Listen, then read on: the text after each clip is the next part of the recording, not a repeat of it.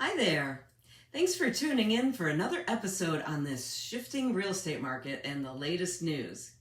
Today we're going to talk about why you should capitalize on the negativity about mortgage rates as a buyer right now. What do I mean by that? Stay tuned. Welcome back to my channel. I'm Michele Curtin with ShelfSellsFloridaHomes.com, brokered by Cartwright Realty. I'm your market specialist in the new Tampa, Wesley Chapel, Florida area. If you're new here, be sure to hit the subscribe button and ring the little bell so you don't miss out on the latest real estate news. I publish a new video every Friday. And if you like the content, be sure to hit the like button as well and leave me a comment. I really appreciate your support. So, what do I, such a positive person, mean by capitalizing on negativity? Well, even though mortgage rates dipped below 5% this past week, they're still higher than they were just a few short months ago. This has priced some homebuyers out of the market and caused others to take a wait-and-see approach, hoping for rates to drop back to those historically low levels we were seeing over the past 2 years or so. It's understandable why current buyers would want to hope and wait, but it's impossible to say if rates will ever go back down to the 2 or 3% range, let alone anytime soon. If they do, it's not likely to happen in the next few weeks or months, so the decision that buyers have to make boils down to whether or not they're willing to potentially wait years to buy a house.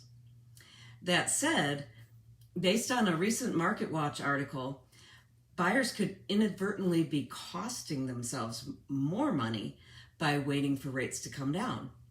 This is because the real mortgage rate has gone negative for the first time in 40 years, according to the chief economist at Angie, which is a home services company. Simply put, if mortgage rates are currently at 5% and the inflation rate is at 9%, the real mortgage rate is about -4%. So while some buyers may decide not to buy because rates are high relative to where they were a little while ago, they're missing the opportunity to capitalize on the fact that inflation is currently making these rates a better deal. Of course, this is due to inflation, and inflation isn't forever, or so we're told. So as the inflation rate comes down, one could argue that having a mortgage at the higher rate relative to where they were is not ideal. Unfortunately, nobody can predict how long inflation will be high and what the future rate of inflation will be. But it's probably a safe bet that it's not easing up in the next few weeks or months, and it could last years. This doesn't mean you should run out and buy a house just to take advantage of the current negative mortgage rate, taking inflation into account. But it's something to think about and worth crunching the numbers based upon your own personal situation if you've been thinking about whether or not to buy right now anyway.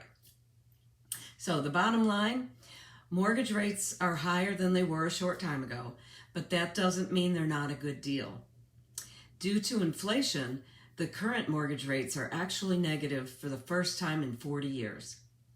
If you've been putting off buying a house, hoping that rates will come back down, you may be in for quite a wait, and during that time, it could be costing you in ways that are hard to see or quantify without truly analyzing the pros and cons of waiting. Crunch the numbers and see how much sense it makes for you to buy now based upon your personal situation. If you need help with that, give me a call. I'm always happy to help where I can and refer you to other professionals where I can't. So be well, my friends. Be sure to watch this next video where we dive deeper into the topic of mortgage rates and what you should be focusing on right now.